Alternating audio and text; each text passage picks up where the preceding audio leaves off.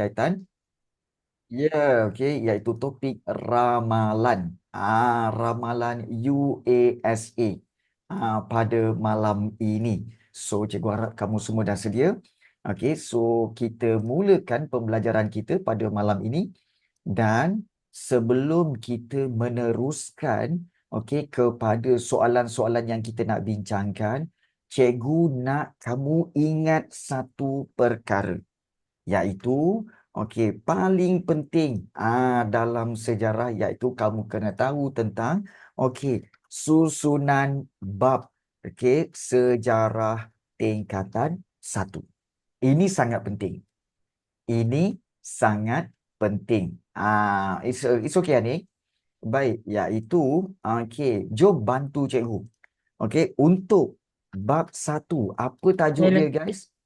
Apa bab 1 tajuk dia? Iaitu mengenali sejarah, betul? Bab 1 tentang mengenali sejarah. Okey, betul. Bab 2 iaitu bertajuk apa? Iaitu zaman apa, guys? Batu. Zaman air batu. Zaman air batu. Kena ingat tu. Kemudian bab 3 iaitu berkaitan dengan zaman Prasejarah. Zaman prasejarah. Thank you. Zaman prasejarah. Bagus. Bab 3. Kemudian disusuli pula dengan bab 4 iaitu mengenali tamadun. mengenali tamadun. Wow, suara best gila. Sedap suara tu. Mengenali tamadun. Kemudian bab 5 apa, guys? Tamadun awal dunia. Tamadun awal dunia. Wow. Tamadun awal dunia. Yes, itu dia. Bab 5. Bab 6, guys. Peningkatan tamadun Yunani dan Rom. Thank you. Peningkatan tamadun. Tamadun iaitu Yunani dan Rom. Bagus. Bab 7. Peningkatan tamadun India dan China. Thank you. Peningkatan tamadun India dan China. Dan bab 8. Tamadun Islam dan sumbangannya. Iaitu tamadun Islam dan sumbangannya. Bab 9. Tak ada, cikgu. Tak adalah, mana ada. Untung kamu kerana iaitu sejarah tingkatan 1 hanya ada 8 bab. So kena ingat tu. Bab 1 mengenali sejarah, bab 2 zaman air batu, bab 3 zaman prasejarah, bab 4 mengenali tamadun, bab 5 tamadun awal dunia, bab 6 peningkatan tamadun Yunani dan Rom, bab 7 peningkatan tamadun India dan China, bab 8 tentang tamadun Islam.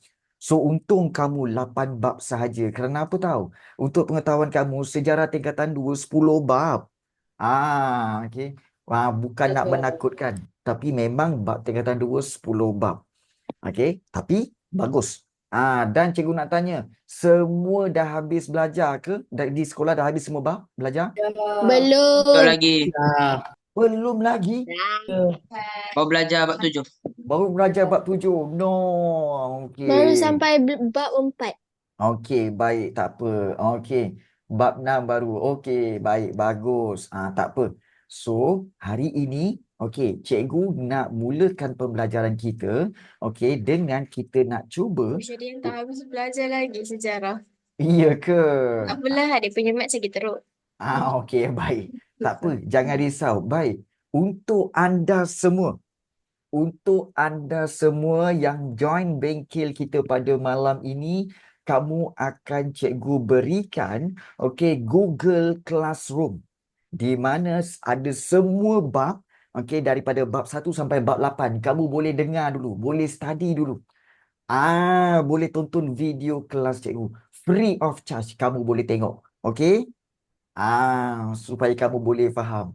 So, itu tawaran cikgu pada malam ini untuk semua pelajar yang join kelas cikgu pada malam ini.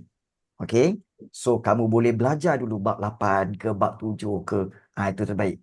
Cikgu, yes. Apa-apa pun kita berikan dulu mini love kepada pelajar yang memohonnya. Ya, kepada Anik, kepada Zufar, kepada Amira Aisyah dan juga kepada Hakam. Yes, silalah. Okey. So, sila ambil ya. Okey. Hakam, jangan senyum-senyum Hakam. Amboi, Hakam.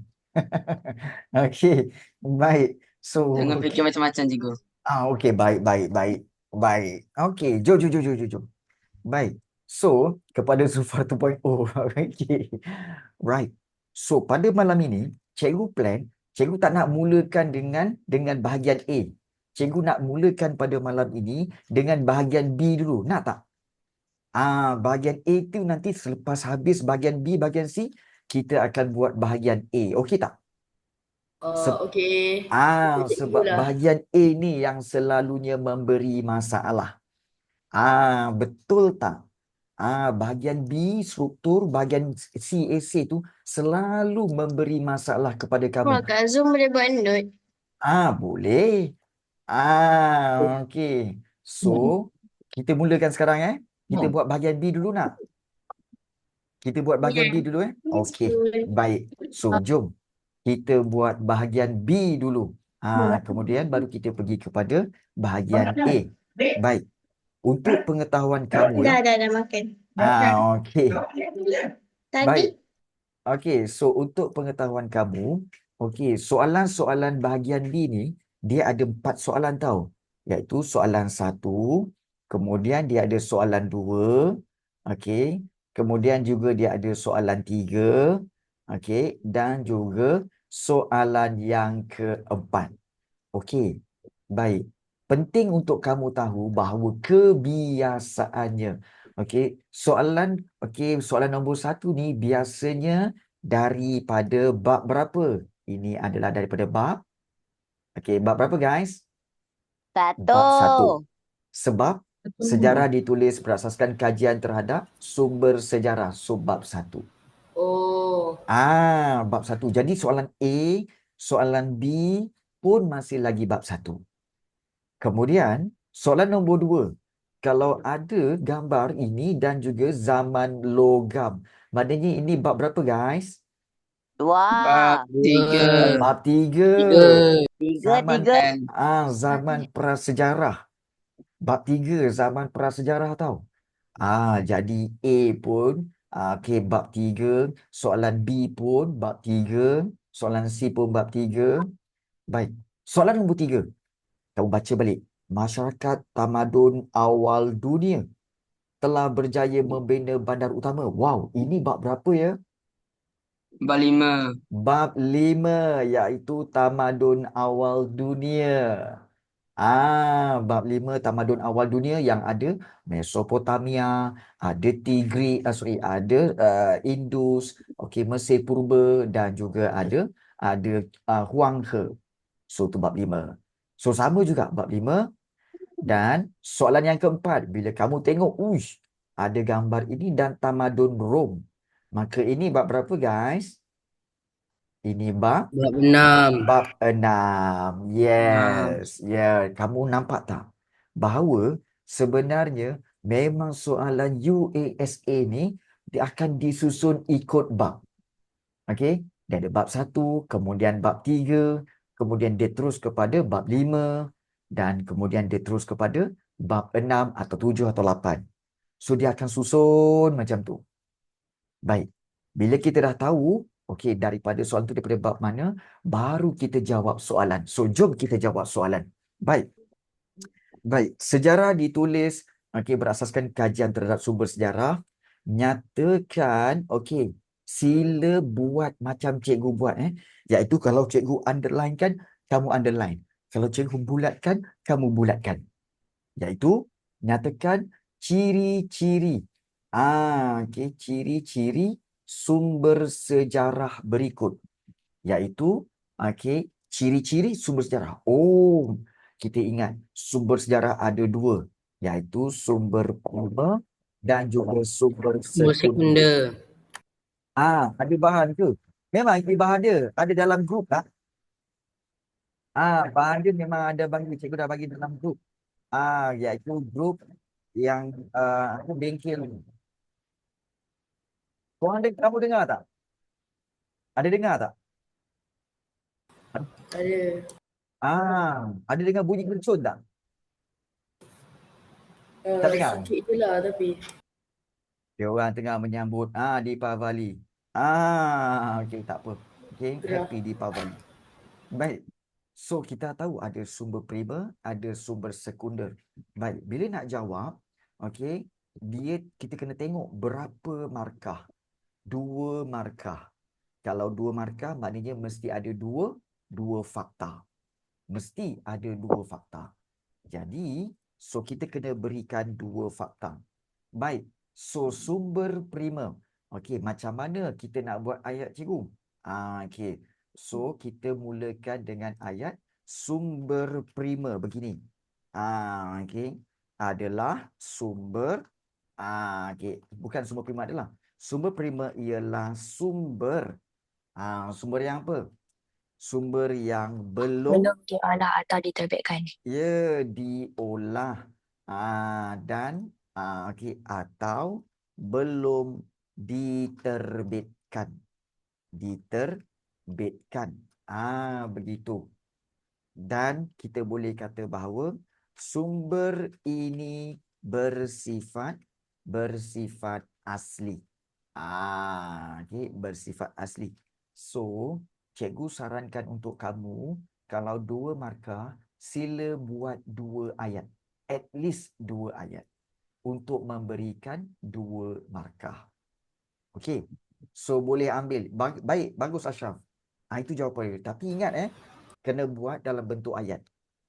Sebab dia 2 markah. Jangan buat point. Kalau bagi contoh boleh ke? Kalau bagi contoh boleh. Contohnya. Okay, contohnya apa? Seperti artifak, batu bersurat. Tu boleh. Boleh, itu pun tak ada masalah. Itu pun akan memberikan 1 markah. Okey. Baik, itu sumber primer. Baik. Kemudian sumber sekunder. Okey, bagaimana untuk kita menjawab sumber sekunder?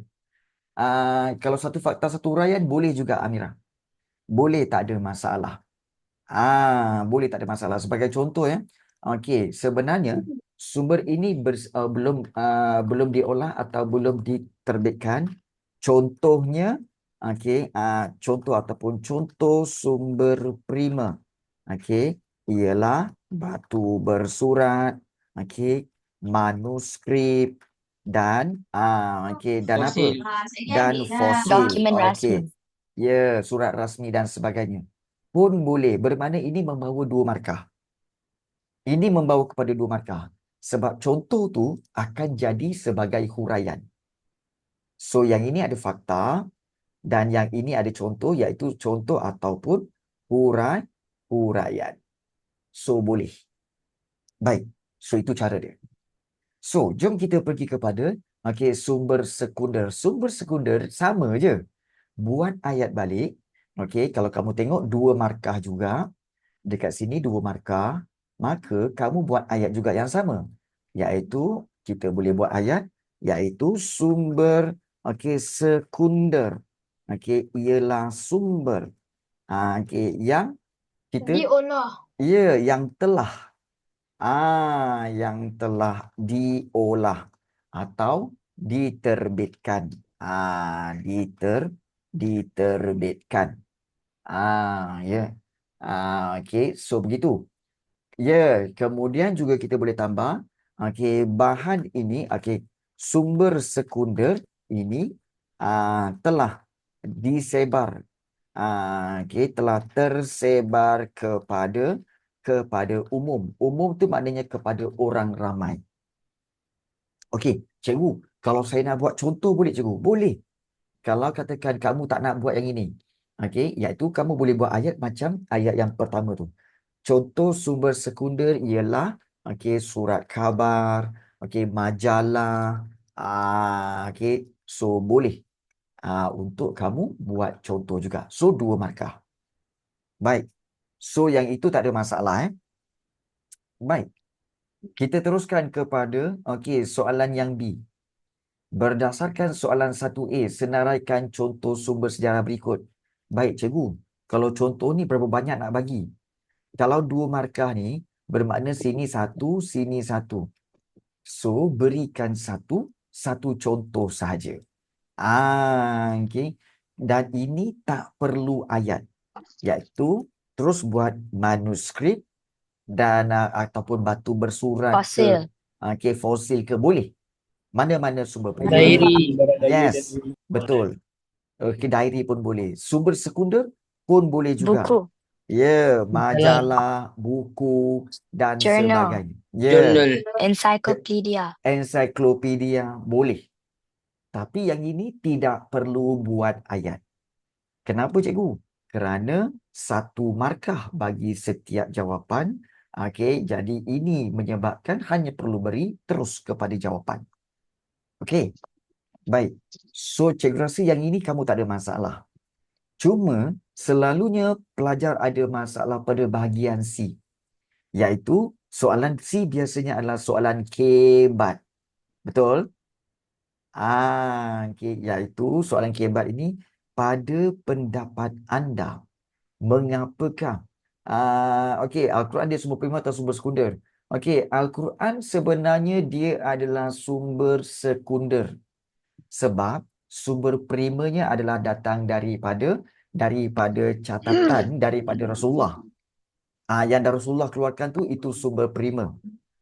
Tapi bila dicatatkan itu jadi sumber sekunder. Okey. So itu perbezaan dia. Baik. So pada pendapat anda, mengapakah generasi masa kini perlu memelihara sumber sejarah? Maknanya kamu kena faham dulu soalan itu nak apa. Iaitu memelihara maksudnya menjaga. To keep. Sumber sejarah ni. To keep sumber primer, sumber sekunder. Why? Dan kita akan tengok berapa markah yang diperuntukkan. 4 markah. So kalau 4 markah, maka kita akan buat strategi 2 fakta dan juga 2 huraian. Macam tu. Baik. So, bila kita buat macam tu, apakah yang kita boleh buat? Mengapa generasi perlu untuk memeliharanya? So kita boleh ambil. Yang pertama adalah untuk apa? Iaitu untuk menjadi apa? So, iaitu menjadi bahan kajian. Betul tak? Kita fikir, kenapa ada 4 markah, 4 fakta, 4 huraian. Nisa, dia tak boleh macam tu, Nisa. Kalau 4 markah, dia mesti sama ada 4 fakta ataupun 2 fakta, 2 huraian. Kalau 4 fakta, 4 huraian, itu dah jadi 8 markah tau. So, betulkan tu. Ya. Baik. Tapi cikgu saya mak lain. Oh, ya ke? Susah juga. Saya pun pelik. Okey. Baik, tak apa. Berikan yang terbaik. Ya. Baik. So, menjadi bahan kajian oleh generasi akan datang. Itu yang pertama. Baik. Kemudian yang kedua, kita boleh juga iaitu memberikan apakah fakta lain, iaitu untuk mengukuhkan apa lagi? Untuk mengukuhkan hujah. Tapi mengukuhkan hujah susah Menjadi bahan kajian oleh generasi akan datang. So ini fakta. Kita buat huraian dia. Jom kita buat huraian dia. Apa huraian dia? So kita boleh kata bahawa fosil, contoh bahan fosil, manuskrip dan batu bersurat. Akan menjadi bahan kajian. Kajian untuk untuk menambah pengetahuan. Untuk menambah pengetahuan generasi akan datang. Begitu. So bermakna kita buat huraian dia begitu je. Ingat bahawa Okey, Muhammad Irfan Haiman. Bagus soalan, okey, jawapan tu. Maknanya, okey, untuk ada pelajar di sekolah kata apa? Kita perlu guna fakta, huraian, contoh, kesan. Betul? Tetapi, okey, sebenarnya kamu juga boleh menggunakan cara yang paling senang, iaitu gunakan fakta dan huraian sahaja. Tapi mesti cukup 4. Mesti cukup 4. Jadi, cadangan cikgu adalah gunakan fakta dan huraian sahaja. Baik. So, kemudian fakta yang kedua, apa yang kita nak berikan fakta yang kedua? Okey, iaitu untuk memberikan iktibar, betul? Memberikan iktibar, maknanya pengajaran. Betul? Memberikan iktibar dan teladan kepada masyarakat kini. Masyarakat pada masa ini. Kerana apa kerana huraiannya maknanya kita memberi iktibar maknanya kita kata bahawa sumber primer dan sumber sekunder. Ingat, ini huraian. Macam mana nak buat huraian, cikgu? Daripada fakta. Memberikan iktibar dan teladan. So, apa yang boleh berikan iktibar dan teladan? Iaitu sumber primer dan sumber sekunder tu. Iaitu sumber primer dan sumber sekunder akan mengajar kita. Mengajar kita tentang tentang kegigihan. You tak di add. Tentang kegigihan masyarakat. Masyarakat pada masa lalu. Yang boleh dijadikan apa? Dijadikan pedoman ataupun dijadikan iktibar ataupun jadikan teladan. Okey, so itu dia. Yang boleh dijadikan teladan. Okey. Baik. So, cikgu telah berikan fakta dan juga huraian kat sini. Cikgu nak berikan satu tugas kepada kamu, iaitu cikgu nak kamu semua sila buat ayat jawapan bagi soalan C ini dalam Zoom chat sekarang. Semua kena buat. Iaitu kita ada pelajar lebih kurang 42 orang pada malam ini. Cikgu nak semua buat ayat jawapan dalam Zoom chat ini. Okey, cikgu beri masa 5 minit dari sekarang untuk kamu buat. Okey. Okey, so sila buat sekarang. Ya, jawapan yang Jawapan ini. kena buat sendiri ya. Tak, jawapan ambil jawapan yang ini. Jangan ambil jawapan lain, ambil jawapan yang ini. Ambil jawapan yang cikgu beri, buat ayat jawapan. Cikgu nak tengok macam mana kamu buat ayat jawapan. Cuba buat. Okey. So, kamu boleh klik dulu, kemudian pergi kepada nama Cikgu Rafi. Okey, klik pada nama cikgu, iaitu direct message. Kemudian kamu mulakan type jawapannya kamu. Iaitu, ingat, ini sebelum cikgu, ingat macam mana nak mulakan ayat cikgu. Mulakan ayat dengan pada pendapat saya. Ingat nak mulakan ayat jawapan mesti ikut soalan. Pada pendapat saya, pada pendapat saya, generasi masa kini perlu memelihara iaitu sumber sejarah. Sumber sejarah kerana kerana. So, kamu sambung kan? Sambung. Dan sambung masukkan fakta yang pertama. Penting. Ingat ya. Penting untuk kamu masukkan pada pendapat saya tu. Itu sangat penting. Sebab kalau tak ada tu, boleh mengurangkan markah kamu. So, tulis pada pendapat saya, generasi masa kini perlu memelihara sumber sejarah kerana masuk fakta yang pertama. Kemudian Dah buat ayat fakta pertama, masuk okey ayat huraian yang pertama. Okey.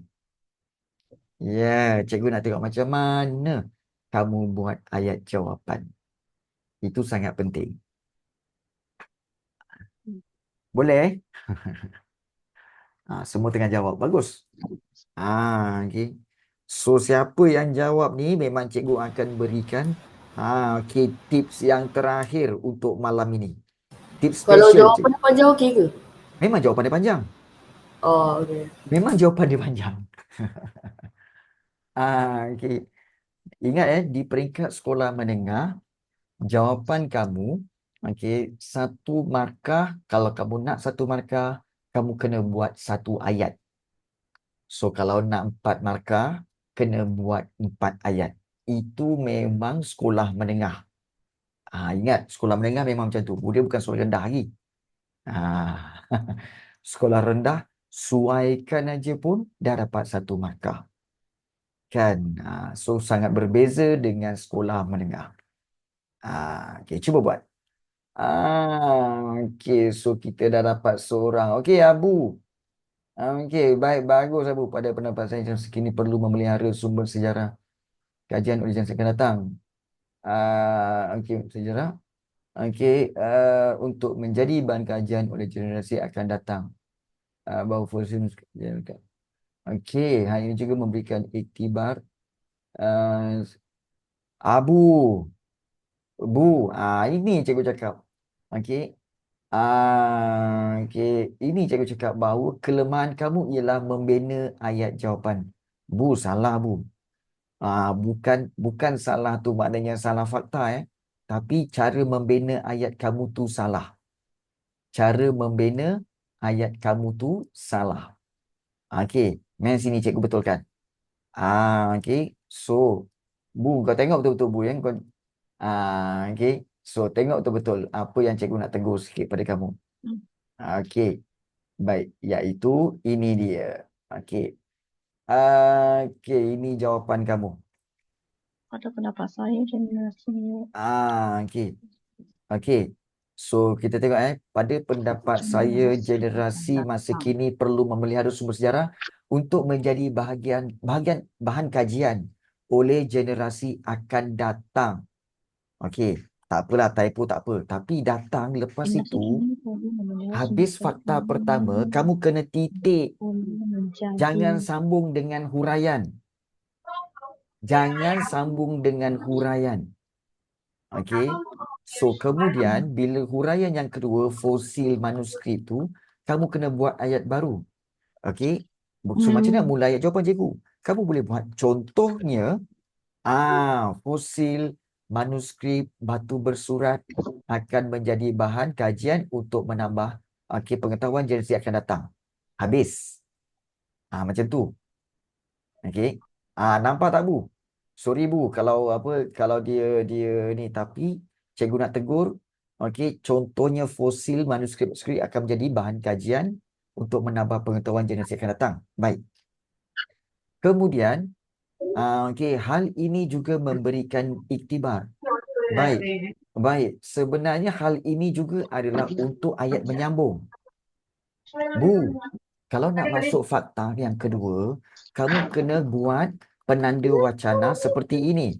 Iaitu selain itu. Selain itu. Selain itu, okey. So, kamu boleh buat balik. Sumber sejarah memberikan iktibar dan teladan kepada masyarakat pada masa ini. Kerana sumber primer dan sumber sekunder mengajar kita tentang kegigihan masyarakat pada masa lalu yang boleh dijadikan teladan. Okey, ini pun boleh. So, ingat okey, buat ayat, keep it, okey, short and simple. Keep it simple and short lah sebenarnya. Buat pendek-pendek, jangan buat panjang-panjang. Nanti kamu banyak salah. Faham? Okey. Baik. So, ingat tu. Okey. Baik. So, kita tengok Azra. Azra, pada pendapat saya, generasi masa kini perlu melihara sumber sejarah untuk menjadi bahan kajian Okay, fosil manuskrip bersurat akan menjadi bahan kajian. Bagus. Keperteladan masyarakat manusia ini. Jadi kita nak bagus. Okey. Azram 4 markah. Khairunisa. Okey. Dia akan menjadi bahan kajian untuk menang. Boleh memberikan iktibar. Misalnya semua bagus. Okey, 4 markah Nisa. Bagus. Naima akan datang. Bahu. Sama juga. Naima, jangan buat panjang-panjang. Kamu juga buat kesalahan yang sama seperti Abu. Okey, iaitu kamu sambungkan ayat itu. Tak ada titik. Okey, tak ada titik. Ni dia. Pada pendapat saya, kita perlu memelihara sumber sejarah untuk jadi bahan kajian untuk generasi akan datang bahawa fosil. No. Okey. So, bahawa tu jangan. Titik. Kemudian, kamu boleh mulakan dengan ayat fosil, manuskrip dan batu berserat.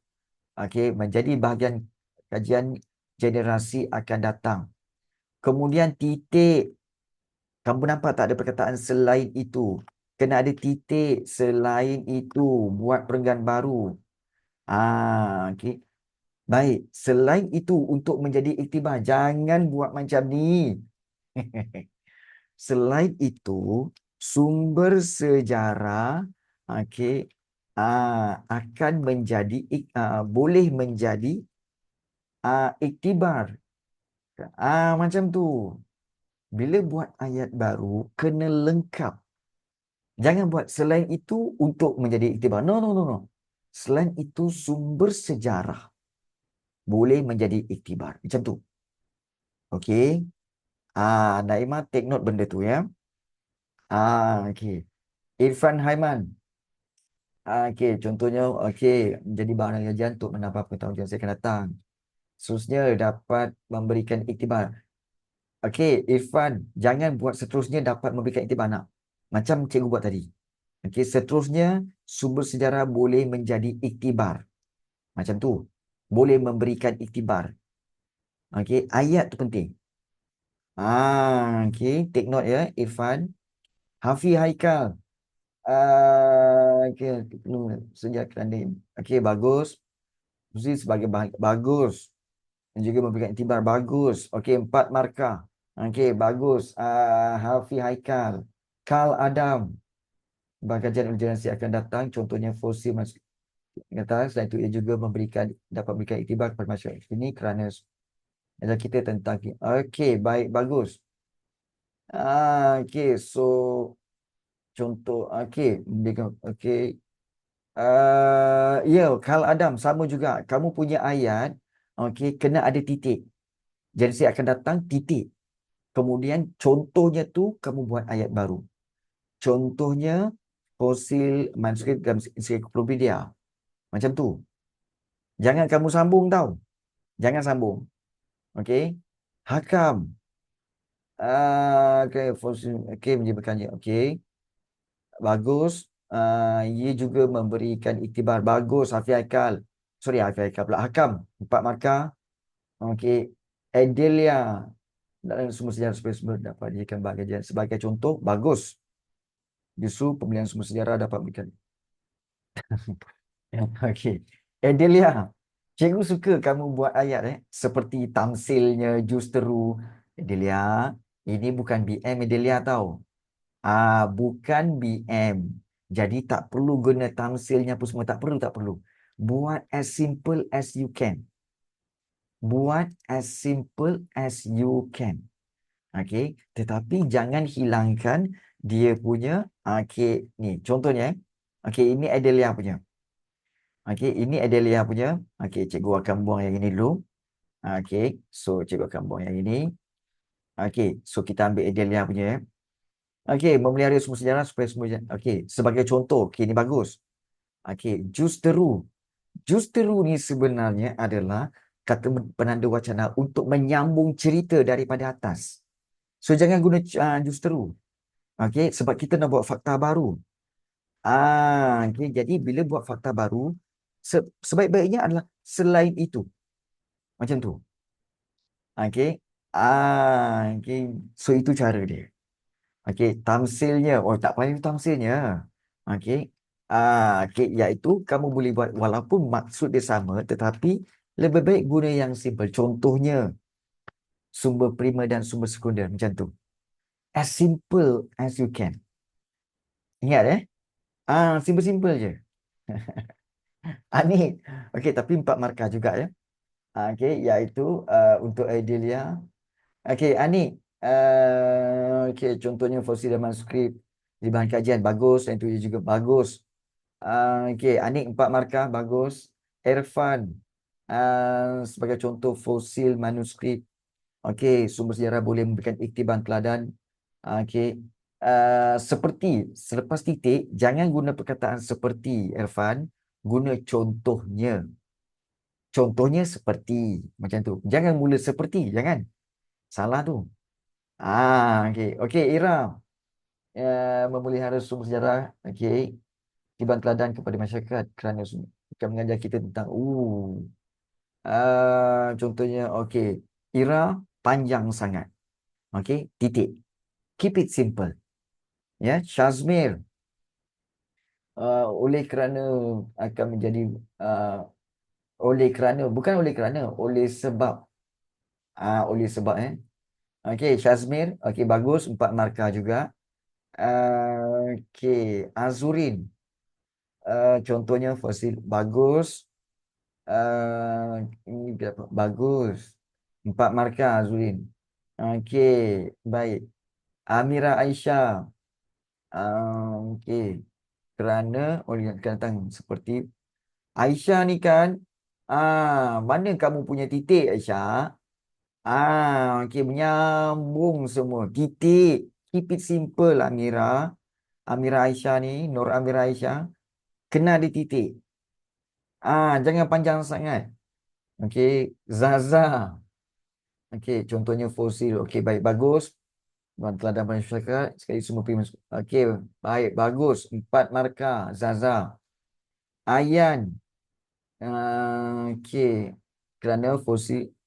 Baik, bagus. Selain itu, Ayan memberikan okey, pada masa ini. Baik, bagus. Baik, Ira. Generasi masa kini perlu okey, hanya kerana fosil manuskrip akan menjadi bagus. Bagus. Deepika Nathan. Okey, dan itu juga memberi bagus. Cikgu. Okey, baik, bagus. Pada pendapat saya. Ya, kerana semua saya okey, bagus. Kerana baik, bagus. Zihni Fakihah. Bagus. Bagus. Okey. Kaisar. Okey. Antaranya mungkin ini perlu memelihara sumber sejarah. Ini kan kerana okey, baik, bagus. Ini disebabkan oleh sumber primer. Baik, bagus Kaisar. 4 markah. Bagus. Okey. Ini boleh ke cikgu? Saya punya cikgu. Dah. Cikgu dah baca. Okey, Ivanka. Okey, baik, bagus. Okey, 4 markah. Okey, sebagai bahan kajian untuk menambah generasi akan datang. Ini juga bagus pun Nafi Haikal. Buat elok-elok. Kairin. Fosil. Okey, itu juga memberikan iktibar. Bagus Kairin. Okey, Ashraf. Muhammad Ashraf fosil menjadi bahan kajian. Bagus. Semua primer mengajar kita. Bagus. Okey, baik. Karl Adam memberikan iktibar. Baik, bagus. Macam tu. Ini perlu membenarkan. Okey, contohnya batu serat. Okey, baik, bagus. Okey, Haziq, bagus. Haziq Saripul, bagus. Hana. Contohnya, okey, memberi iktibar teladan. Bagus. Zufar. Baik, bagus. Bagus. Okey, bagus. Lamin Yuan. Okey, contohnya fosil. Bagus. Okey, baik, bagus. 4 markah. Tamsil. Tamsil tu contoh. Bukan tangsil. Tamsil. Dah terbiasa. Tak apa Adelia. Boleh guna tetapi okey, bear in mind sejarah dengan BM dia berbeza okey. Baik. Bagus. Okey. Cikgu saya dah titik. Satu je titik Noramira Aisyah kot. Kena ada at least 3 atau 4 titik Noramira. Okey. Okey, baik bagus. Akil. Okey, baik bagus. 4 markah Farhan. Ah, okey, baik bagus. Okey, baik baik Abu. Baik. So di sini sebenarnya cikgu dapat mengesan bahawa apa tahu? Okey. Sebenarnya kamu kena berhati-hati bila buat ayat ya. Keep it simple. Ingat kita guna teknik apa? Kiss. Bukan cium, bukan. Korang ni kalau buat cium kan. Kiss tu sebenarnya keep it simple, short. Kau, kau jangan kiss macam-macam Ni budak lelaki ramai ni, kau jangan macam-macam. Ni kau jangan. Okey. Okey.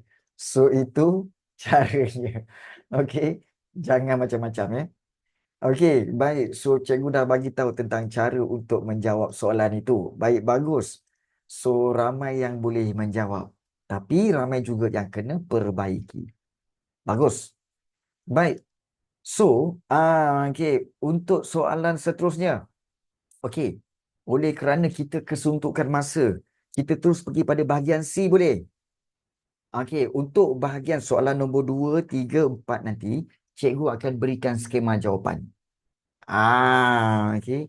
So, jom kita pergi kepada bahagian C. Sebab memang kalau belajar dengan cikgu, memang cikgu akan detail. Seorang-seorang cikgu akan cari apa masalah kamu. Baik. So, jom kita pergi kepada bahagian C. Baik. Bahagian C, okey, jom kita tengok. Biasanya dia akan beri 2 soalan ni. Okey. Baik, dia akan beri 2 soalan. Dan kebiasaannya, okey, korang tengok betul-betul bahagian C ni, kebiasaannya 90% lah. Cikgu cakap terus terang lah. Okey. Biasanya soalan nombor 5, Tamadun Indus, ini adalah daripada bab yang kelima. Okey. Tetapi untuk pengetahuan kamu, biasanya soalan nombor 6 ni memang biasanya bab 8. Memang bab 8. Biasanya. Okey. Biasanya soalan nombor 6 tu memang bab 8, iaitu bab last tentang okey, tamadun Islam. So, untuk bahagian C, kamu kena pilih mana-mana soalan yang kamu rasa yang kamu boleh jawab. So, take note perkara ini bahawa okey, tak belajar lagi bab 8. Okey, tak apa. Okey. Since ramai yang tak belajar lagi bab 8, okey, hari ini kita choose untuk jawab soalan nombor 5. Okey tak? Okey tak? Kita nak jawab soalan nombor 5. Okey Okey, good. Okey, so jom kita tengok macam mana nak jawab soalan nombor 5. Baik. Tamadun Indus bermula pada tahun 2500 sebelum Masihi dan terkenal dengan pembinaan bandar terancang. Ting Indus. Ingat bandar terancang. Baik. Soalan A. Jelaskan latar belakang pembentukan tamadun Indus. So, sebanyak 6 markah. Ya Allah, cikgu, apa yang saya nak buat ni? Kita tengok ni dulu. Okey. Kita tengok ni dulu. Baik. So, soalan dia. So, cikgu buat kat bawah Baik. So, kalau 6 markah, guys. Kalau 6 markah, berapakah fakta dan huraian kita kena buat? Iaitu sebanyak berapa markah? Berapa fakta, berapa huraian? 6? Ya. Ya. 3 fakta 3 huraian. Yes, betul. 3 fakta dan juga 3 huraian. Itu cara yang paling mudah untuk kita skor. Okey, 3 fakta, 3 huraian. So, macam mana kita nak jawab soalan ni, cikgu? Ui, susah ni, cikgu. Okey, jom kita cuba buat. Baik. Okey, so jelaskan latar belakang pembentukan tamadun Indus. Lama. Baik, macam mana ni? 6 markah ni. Baik, senang saja. Mula-mula kita tengok latar belakang, maknanya background pembentukan tamadun Indus. Maknanya terbentuknya tamadun Indus. So, apa yang kita nak isi dekat situ? Tentang pembentukan tamadun Indus. So, senang saja, iaitu pertama sekali. Nak ambil makanan, iaitu kamu kena tahu apa yang kamu ingat tentang tamadun Indus. Apa yang kamu ingat tentang tamadun Indus? Pertama, iaitu tamadun Indus terletak di mana? Terletak di mana? Barat laut India. India. India kata ingat. India Barat laut. Indus. Okey, kita tak perlu spesifik. Terletak di sungai apa? Sungai Indus. Indus. Sungai Indus. Okey, baik. So, itu satu markah dah. Terletak di Sungai Indus. Okey. So, kita boleh explain tak? So, kita boleh, ini jadi fakta tau. Terletak di Sungai Indus. Nak cerita apa lagi, cikgu? Yang subur. Okey. Yang subur untuk pertanian. Ini kita create. So, kemudian kita boleh buat huraian. So, kita boleh kata, penduduk. Okey. Penduduk membina apa kat situ, guys? Membina Pertempatan. pertempatan di lembah Sungai Indus. Lembah sungai ini. Kita tahulah, kalau tamadun, mesti ramai penduduk duduk situ. So, penduduk membina pertempatan di lembah sungai ini. Untuk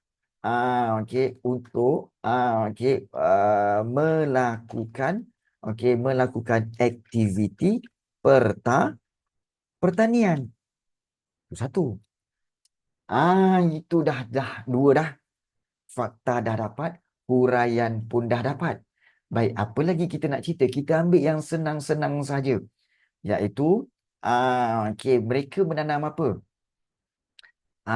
Kita boleh buat huraian lagi. Mereka menanam apa? Okey, kita tahu mereka takkan tanam padi. Sebab padi tu kita. Dia orang tanam apa? Gandum. Gandum. Yes. Mereka menanam. Ingat kalau nak goreng pun, okey, janganlah menanam padi, agak-agak lah. Kan. So, mereka menanam gandum. Gandum, barley, Ah. kapas. Barley dan kapas. Okey. Okey, di mana? Sudah tentu di tepi-tepi Sungai Indus. Di tepi Sungai Indus. Di tepi Sungai Indus. Sungai Indus. Cikgu, ada yang tanya, cikgu, macam mana cikgu boleh dapat idea ni? Kita imagine lah. Kapas ialah pokok. Cikgu nanti kalau tak tahu anything pasal question macam mana? Imagine. Okey, ingat imagine. Sebab itu kuasa imagine ni sangat penting. Iaitu bila sebut Sungai Indus, kita tahu Sungai Indus tu dia ada, tamadun Indus. Okey, bayangkan Sungai Indus. Pertempatan awal dia mesti ada pertanian. Itu. Kemudian penduduk ramai-ramai tinggal kat situ. Kemudian daripada situ mereka akan membina pertempatan rumah-rumah. Maka mereka akan membentuk tamadun di situ. This is what we call imagination. Dan imagination tu sebenarnya based on apa? Apa yang kita dah belajar. Sebenarnya tamadun Indus, Huanghe, kemudian Mesir Purba ataupun Mesopotamia, sebenarnya dia punya perkembangan sama je. Mesti tepi sungai, mesti ada penanaman, pertanian, kemudian membentuk pertempatan, kemudian dia ada bandar. Itulah dia. Sama je. Sama je sebenarnya. Cuma bezanya mungkin pertanian, jenis pokok apa yang ditanam. Ataupun kelebihan. Ya, kelebihan dia. Betul. Hakam, itu cara dia. Imagine. Okay. Imagine. Jadi, so kalau kita lihat di sini, terletak di Sungai Indus yang subur, penduduk membina pertempatan dalam sungai ini untuk melakukan aktiviti pertanian. Mereka menanam gandum, barley dan kapas di tepi Sungai Indus. Okey. Baik, apa lagi kamu nak cerita? Apa lagi yang kamu tahu tentang tamadun Indus ni. Okey. Okey. Perasan tak? Tamadun Indus dia mengalami cuaca yang ekstrim. Sebab dia banjir pun ada, kemarau pun ada, betul tak? Itu Betul. tamadun Indus. So kita boleh mention tak? Boleh tak mentionkan yang itu boleh? Boleh. So kita mentionkan ya. Okey, iaitu tamadun Indus sering menghadapi musim iaitu dua musim yang ekstrim. Ekstrim iaitu musim kemarau dan musim Banjir. banjir. Begitu. So huraian dia apa yang berlaku? So bila musim kemarau dan musim banjir, apa yang berlaku kepada pertanian? Hal ini Rosak. menyebabkan Membawa kemusnahan kawasan pertanian. tanaman menjadi musnah. Itu. Betul. Longkang. Ya. Baik, apa lagi kita nak cerita? Ingat untuk pembinaan cikgu, boleh tak saya nak bagi tahu tentang pembangunan bandar ke apa semua? Belum lagi. Ini latar belakang. Latar belakang background tahu. Bukan pencapaian dia, bukan. Tapi kalau kamu nak mention iaitu huraiannya iaitu ataupun kamu boleh buat nada fakta iaitu terdapat dua bandar utama di tamadun Indus ini, iaitu apa? Siapa boleh bagi tahu? Iaitu Mohenjo-daro. ya. Maharap. Janapada. Dan Harappa. Mohenjo-daro dan Harappa. Yes. So, yes. Nampak tak dekat sini bahawa sebenarnya bila kita cerita pasal background, latar belakang pembentukan, kita cerita apa yang kita tahu je. Cikgu, saya tahu yang sikit-sikit ni boleh ke? Boleh. Sebab ini telah membawa kepada berapa? 6 markah. Fakta 1, huraian. Ini dah 3. Fakta lagi. Okey, markah keempat. Huraian lagi 5. Yang ini fakta lagi 6. Kan 6 markah ni. Jadi, cikgu nak sarankan kepada kamu apa semua tahu. Paling penting, jangan takut berikan apa idea kamu. Jangan takut. Mesti be creative. Imagine. Jangan bergantung kepada fakta. Ya, aku tak ingat lah tamadun Indus ni apa jangan bergantung pada tu. Okey. Farhan, Mahajanapada dan Janapada. Farhan, Janapada, Mahajanapada itu tamadun Indus. Itu bab lain, bang. Itu bab yang ke-7. Tamadun India. Ini tamadun Indus. Jangan salah. Hayya. Penting tu. Penting itu untuk kamu tu. Baik. So, baik. Macam mana nak buat ayat, cikgu? Baik. Cikgu rasa kamu semua tahu tak macam mana nak buat ayat? Tahu kan? Ke tak tahu? Ke nak cikgu tunjukkan macam mana nak buat ayat sebenarnya? Nak tak cikgu nak tunjuk macam mana nak buat ayat? Ayat jawapan? Cikgu Nak. Okey, cikgu tunjuk baik. Dia macam ni. Baik, so jom kita tengok Mulakan dengan ayat soalan. Latar belakang pembentukan tamadun Indus adalah bermula adalah ataupun kita kata pembentukan tamadun Indus adalah iaitu adalah terletak di Sungai Indus yang subur. Kita buat pendek sikit.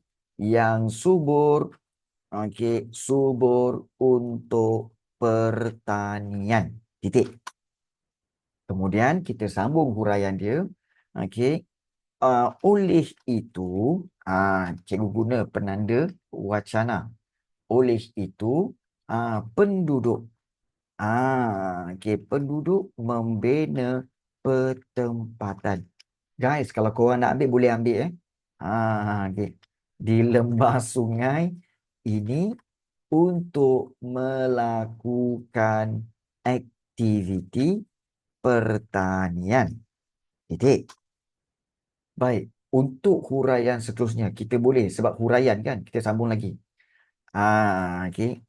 Penduduk ataupun kita boleh kata antara tanaman utama, okey, ialah gandum, gandum, barley, dan kapas. Okey, titik. So itu kita nak pendekkan, boleh, tak ada masalah. Bila kita nak masuk fakta, tengok bila kita nak masuk fakta seterusnya, maka kita perlu buat perenggan baharu macam ni. Okey. So kita buat macam ni. Tamadun Indus sering menghadapi dua musim. Musim Musim yang ekstrim. ekstrim. Iaitu musim kemarau. Kapas tu bukan makanan, Afi. Kapas tu yang nak buat baju, buat pakaian, yang isi kapas dalam bantal kamu. Tu kapas. Kapas bukan makanan. Kau jangan macam-macam. Okey. So, kapas. Okey. Iaitu musim kemarau dan musim musim banjir. Titik. Banjir. Titik. Titik. Hal ini menyebabkan tanaman gula-gula kapas tu daripada gula-gula pandai, gula-gula yang bentuk kapas. Bukan kapas yang kau makan. Kau jangan macam-macam, sakit perut kau karang. Baik. Hal ini menyebabkan tanaman menjadi musnah. Menjadi musnah. Titik. Baik. Kemudian untuk fakta seterusnya, buat perenggan baharu. Tamadun ataupun terdapat dua bandar utama. Cikgu, Ya, memang kena buat perenggan baru. bagus kau ni kan. Jap. Iaitu Mohenjo-daro dan Harappa. Baik. Baik. Guys, fokuslah. Okey, Mujahid. Dengar tu. Ketua kelas dah sound. So, dengar. Aduh. Okey. Baik. So, soalan kamu iaitu, cikgu, memang perlu ke untuk buat perenggan baharu? Baik. Terus terang cikgu cakap, memang ianya perlu perenggan yang baru. Ini perenggan satu perenggan, ini perenggan yang kedua, dan ini perenggan ketiga. Memang kena buat macam ni ke cikgu? Ya. Sebab, dengar tahu kenapa? Sebab, iaitu untuk memudahkan guru kamu menanda. Bayangkan semuanya kalau kamu buat sebelum ini, semua dalam satu perenggan. Cikgu kamu cari macam ni, macam ni. Mana ni? Oh, ni 1, 2, 3, 4, 5, 6. Kamu telah membuatkan cikgu kamu menggeleng kepala. Bila dia geleng, dia tengok kertas kamu, budak ni lah. Nampak? Psikologinya. Memang boleh. Memang boleh. Tak salah pun. Tapi kamu menyusahkan dia. Sian dia. Dah lah cikgu kamu tu spek dia macam ni. Budak ni lah. Kan? Sian dia. So, mudahkan. Dengan cara apa? Bila buat perenggan, cikgu kamu tengok macam ni kan. Oh, 1, 2, 3, 4. Bagus budak ni. Nampak?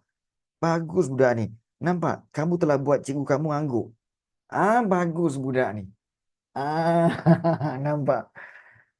Dapat markah. So sekarang cikgu nak tanya kamu. Kamu nak buat cikgu kamu geleng ke nak buat cikgu kamu angguk? Bagi tahu cikgu. Angguk. Angguk. Cikgu nak tiru. Nak tiru, okey, baik. Adalah some cases. Jadi sebab itu, ingat, okey, sila buat dalam bentuk perenggan supaya kan bila dia tanda nanti, Sungai Indus bagus. Membina pertempatan, aktiviti pertanian, tanaman. Dua musim ekstrim. Tanaman jadi bagus. Nak markah terus bagi. Sebab mudah dia nak cari jawapan kamu. Kan. Jadi, cikgu syorkan sila buat perenggan. Okey. Sila buat perenggan. Penting tu. Okey. So, yang nak ambil jawapan boleh ambil sebab ini contoh. Ini contoh jawapan. Cara-cara menjawab soalan-soalan ini. Okey. Kalau dah bagi tahu dah, untuk kita terus kepada proceed. Dah Belum. belum. Itulah. Banyak borak lagi. Kan. Okey. Banyak borak lagi. Ingat. Okey, antara tips yang paling cikgu pesan pada kamu, pertama sekali teknik KISS. Keep it simple, short. Tak perlu panjang-panjang. Okey. Dan yang kedua, cikgu telah tunjukkan buat dalam bentuk perenggan. Dan yang ketiga, cikgu kata apa? Berikan apa yang kamu ingat. Berikan apa yang kamu ingat. Jangan takut. Guys. Amira jangan macam-macam Nora Amira. Kan. Tak kesian cikgu ke? Tak kesian ke cikgu ke? Okey, baik. Okey, Abu. Latar belakang tekan. Okey, oleh itu bagus. Bagus.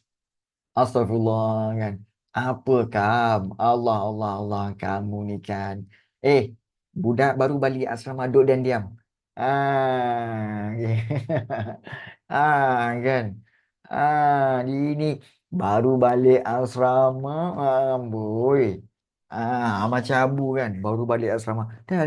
Belajar. Fokus. Kau jangan nanti Mujahid, nanti ketua kelas kita marah nanti. Baik. Tak adalah, kita gurau-gurau je. Dalam kelas kita kan memang kita gurau-gurau. Okey. Baik. Alright. Okay. Okey. Okey. Baik. Alright. Okey, kalau dah salin, dah untuk kita teruskan kepada soalan seterusnya. Boleh okey.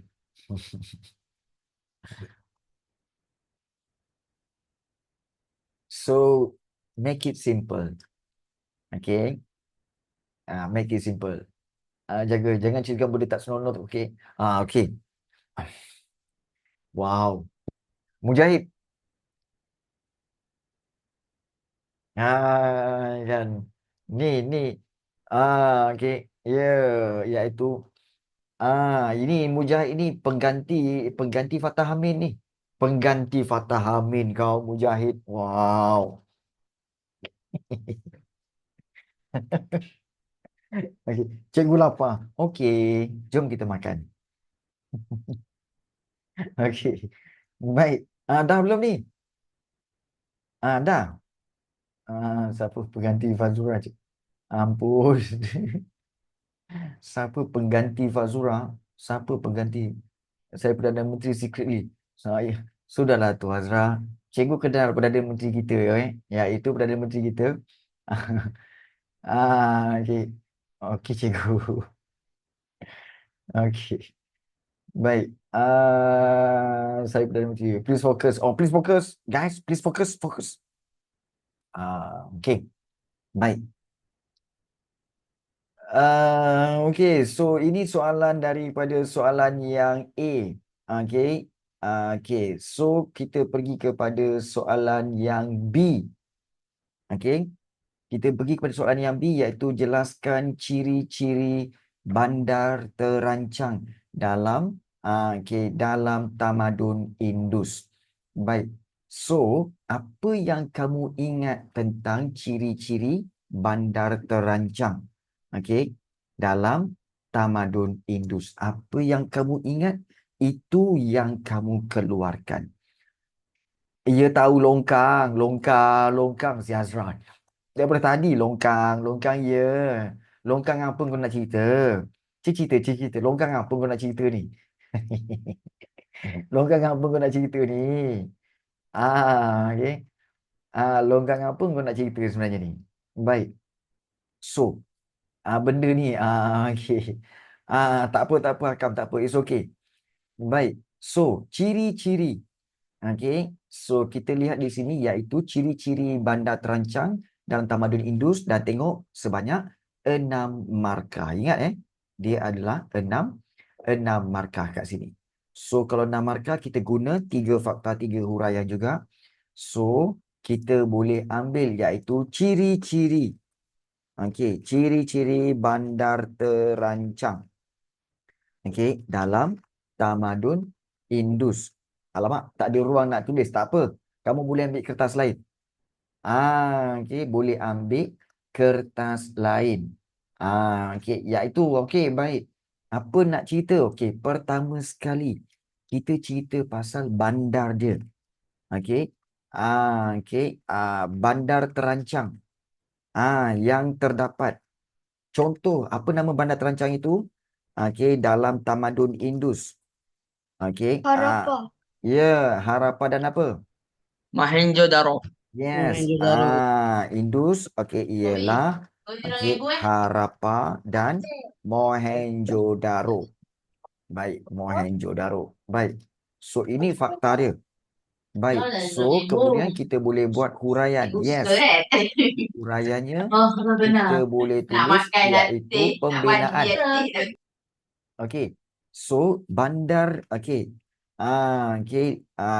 Okey, bandar dibina. So, kita boleh tulis kat sini. Bandar dibina mengikut grade yang tepat. Mengikut grade yang tepat. Di mana jika kita, kemudian kita boleh mentionkan juga dalam huraian ini iaitu apakah buktinya?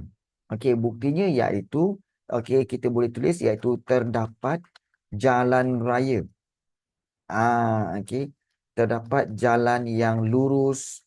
Okey, serta okey, jalan yang lurus. Siratul mustaqim. Itu lain. Okey, terdapat jalan yang lurus. Okey, di dalam bandar. Okey, di dalam bandar. Juga terdapat apa lagi? So, yang ini kamu mentionkan terdapat jalan yang lurus dalam bandar. Ini yang membuktikan okey, bandar ini dibina mengikut grade yang tepat. Baik. Kemudian kamu boleh berikan fakta seterusnya. Iaitu apa lagi? Iaitu kamu boleh cerita pasal okey, apa lagi ni yang boleh dicerita? Iaitu tentang longkang. Ya. Longkang. Ya, memiliki sistem okey, perparitan.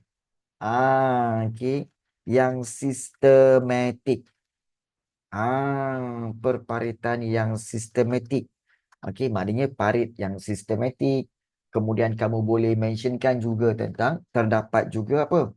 Okey, terdapat juga binaan rumah. Sistem perparitan yang sistematik, serta juga terdapat juga sistem sistem perparitan dan juga sistem apa yang satu lagi tu? Okey, guys, siapa lagi? Pembentungan. Okey. Sistem pembentungan. Baik, apa beza perparitan dan pembentungan? Okey, perparitan tu maknanya okey, parit. Okey, yang membawa air keluar. Pembentungan ni untuk air mandian dan najis. Itu pembentungan. So, sistem pembentungan yang canggih. Terdapat juga sistem pembentungan yang canggih. Begitu juga kita boleh mentionkan lagi huraian seterusnya iaitu terdapat terdapat kolam mandi awam. Kolam mandi awam. Okey, yang besar. So, boleh mentionkan yang besar. So, ini saja sudah mencukup untuk kamu mentionkan tentang bandar terancang. Ciri-ciri bandar terancang. Kerana apa? Okey, di sini fakta dia bandar terancang. Contoh Harapan Mohenjo-daro. Bandar dibina mengikut grade yang tepat. Satu lagi. Ini satu markah, satu markah. Jalan yang lurus di dalam bandar, satu lagi markah. Kemudian sistem perparitan yang sistematik, satu markah. Sistem pembentungan yang canggih, kolam mandi awam yang besar. So total berapa? Kalau kita kira semua, total adalah 6 markah. So berikan yang kamu ingat. Berikan yang kamu ingat tentang tamadun Indus itu. Bukan perlongkangan. Dia tak ada sistem perlongkangan. Sistem perparitan. Okey. Longkang dengan parit berbeza tahu. Siapa tahu apa beza longkang dengan parit? Apa beza longkang dengan parit? Longkang tu bersih kecil, parit. Ya, Kan? longkang tu kecil. Parit tu besar. Daripada air longkang pergi kepada parit. Daripada air parit baru pergi ke sungai. Gitu. Jadi itu cara dia. Baik. So ini adalah poin-poin dia tentang ciri-ciri bandar terancang. Okey? Dapat tak? Okey. Sistem perkumbahan yang sistematik. Boleh, tak ada masalah ni. Sistem perkumbahan pun boleh, tak ada masalah. Boleh mentionkan juga. Okey. Baik. Kemudian kita nak pergi kepada soalan yang terakhir. Cikgu nak copy. Sila. Sambil itu cikgu akan lihat soalan C. Soalan C biasanya adalah soalan kebat. Ya, soalan kebat. Terdapat segelintir masyarakat pada hari ini menganggap kehidupan di bandar adalah lebih bertamadun. Bagaimanakah dengan pandangan anda? 8 markah. Wow. Macam mana nak jawab soalan ni cikgu? Okey. So, kita keluarkan dia punya point dia. Point dia apa? Okey. Okey. 5 hingga 6/8. Oh ya ke? Baik. Dia macam ni, Kam. Baik. Okey. Kehidupan di bandar adalah lebih bertamadun. Okey. Kemudian bagaimanakah pandangan anda? Okey. Baik. So, sediakan point dulu.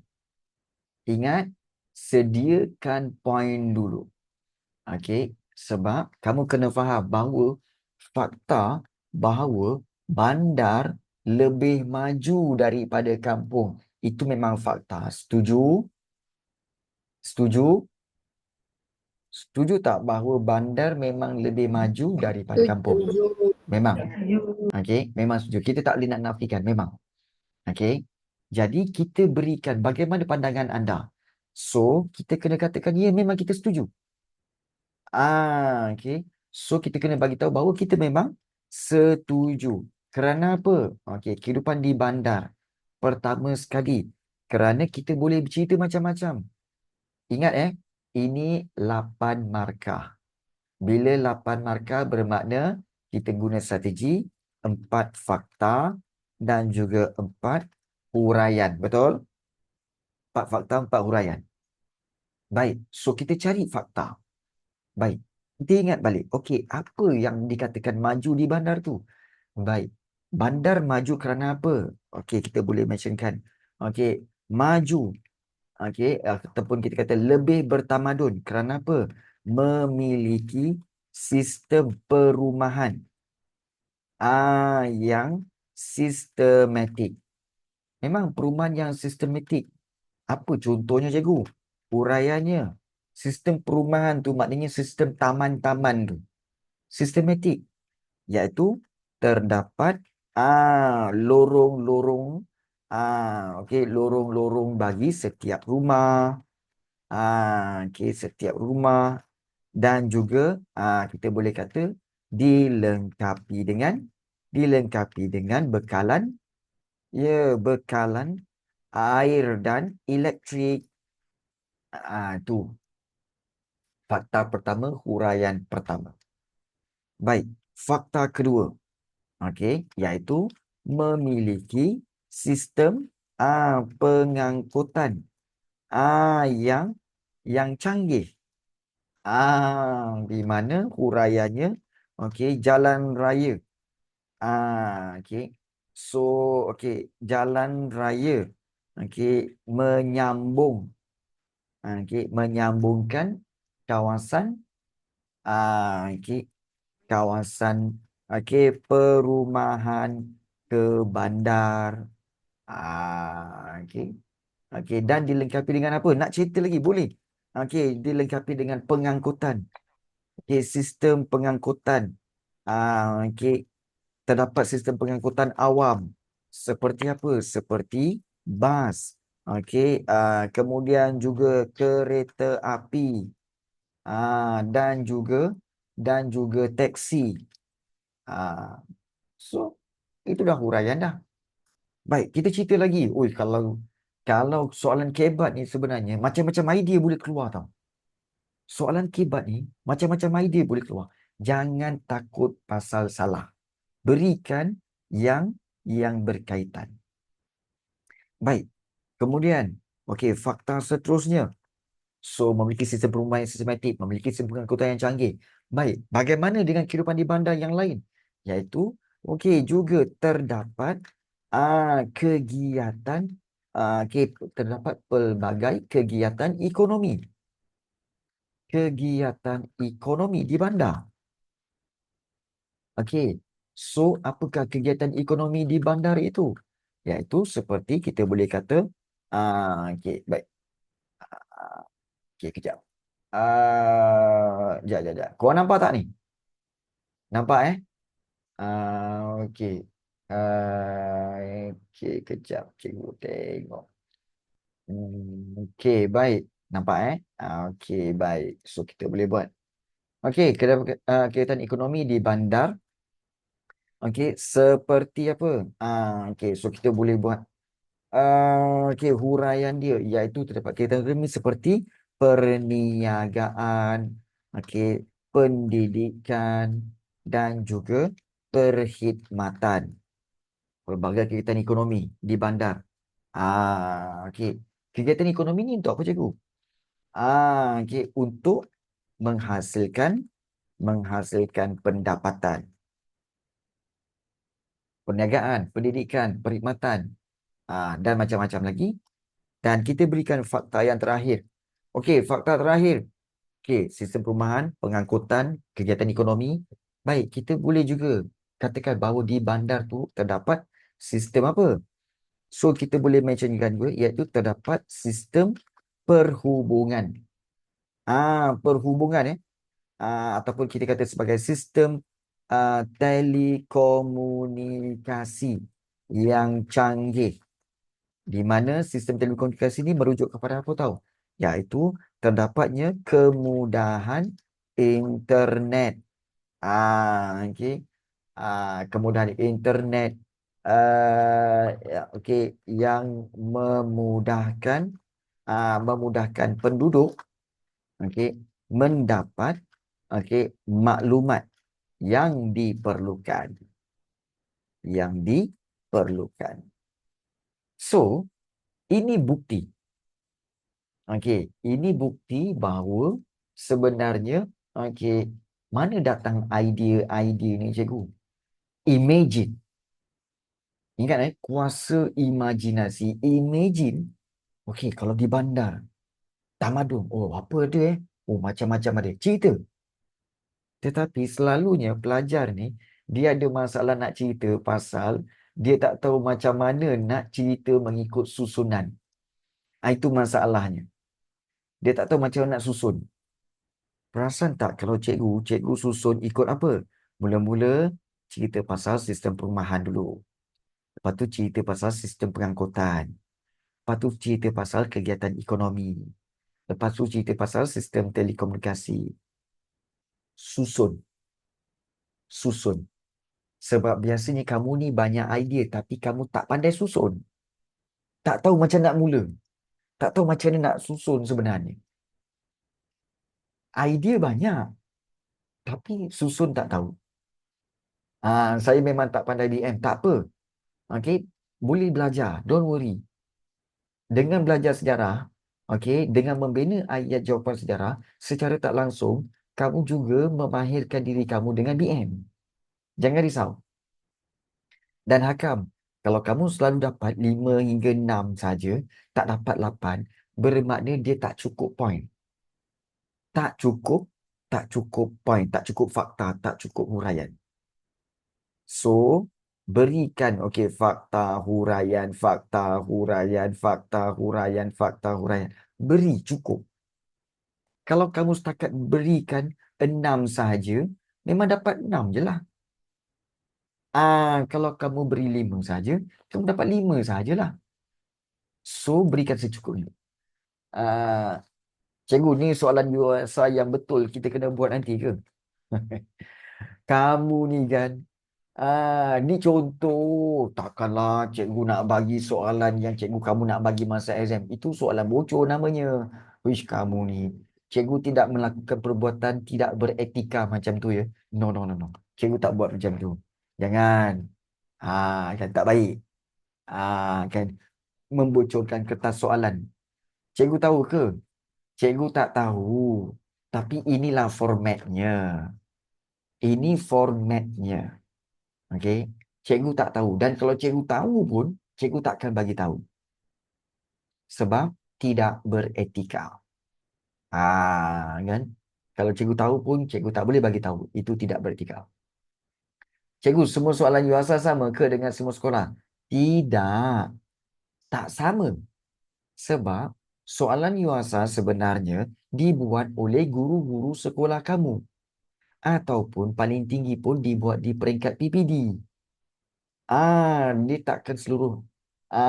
Tak. Dia tidak akan sebiji. Tetapi inilah formatnya.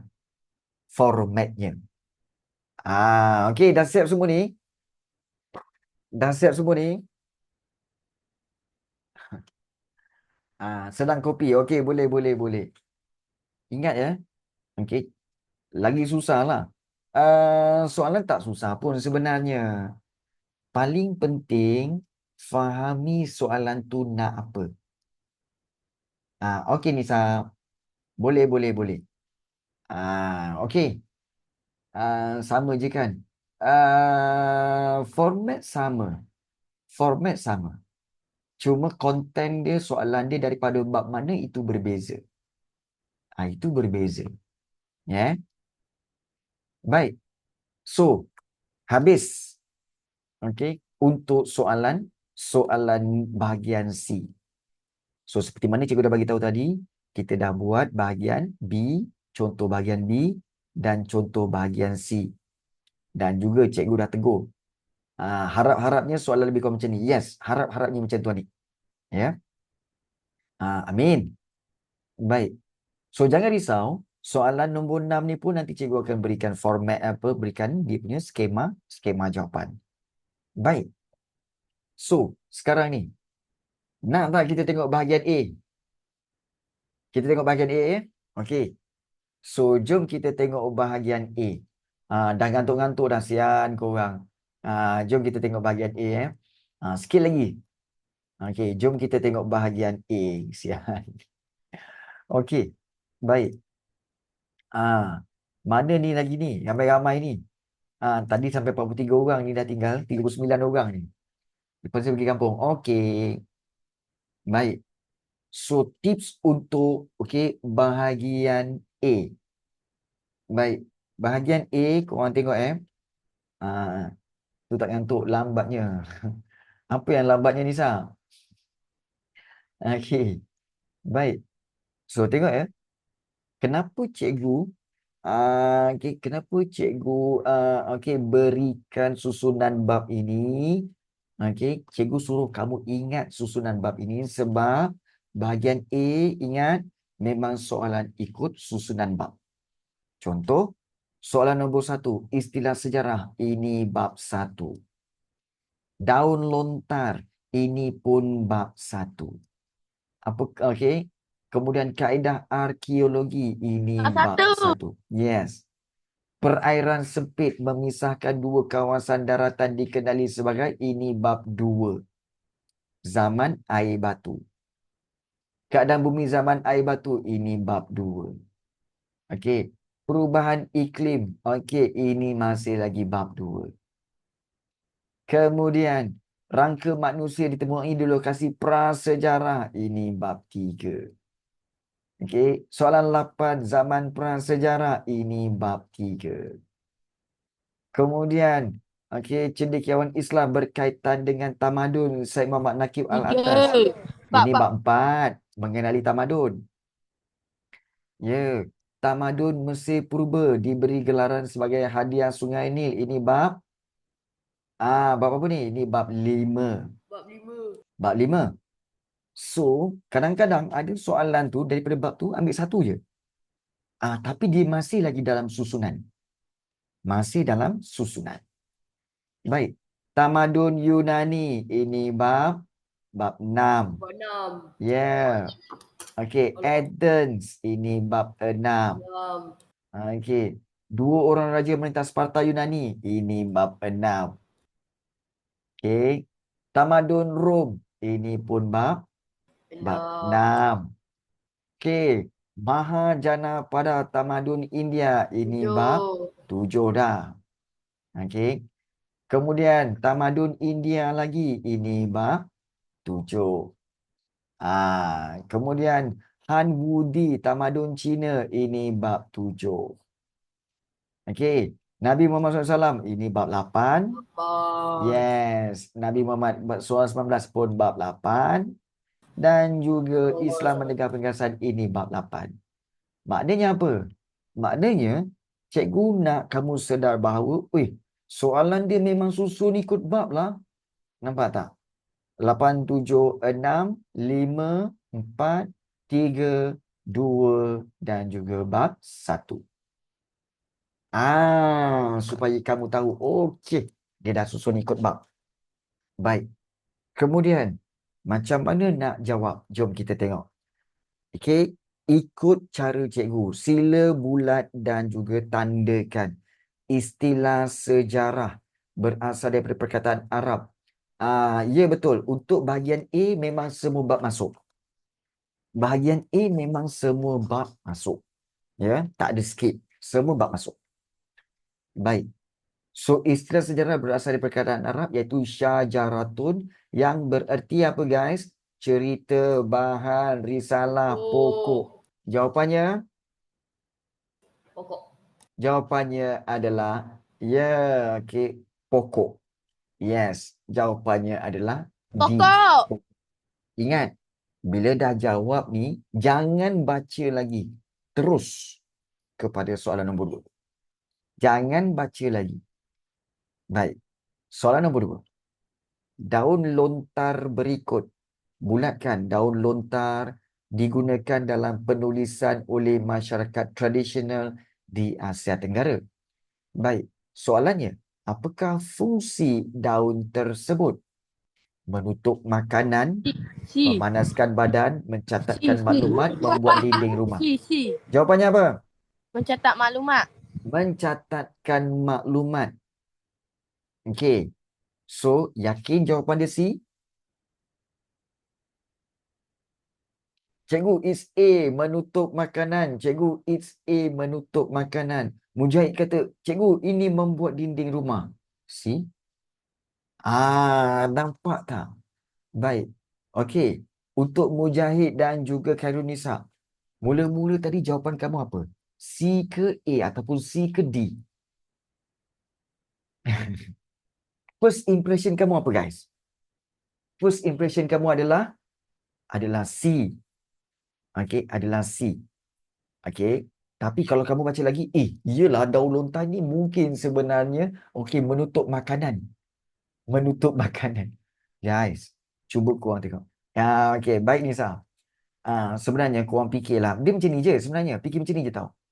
Okey, fungsi daun ini kita belajar. Tengok daun berikut digunakan dalam penulisan oleh masyarakat tradisional. Penulisan. Apa kena-mena penulisan dengan menutup makanan? Apa kena-mena? Tak kena. Memanaskan badan. Apa masalah kau memanaskan badan pakai daun lontar ni? Yang ketiga, membuat dinding rumah. Ya Allah, kalau buat dinding rumah pakai daun ni, tembus bang. Cocok, dah berlubang. Apa dah? Nampak tak? Macam tak kena jawapan.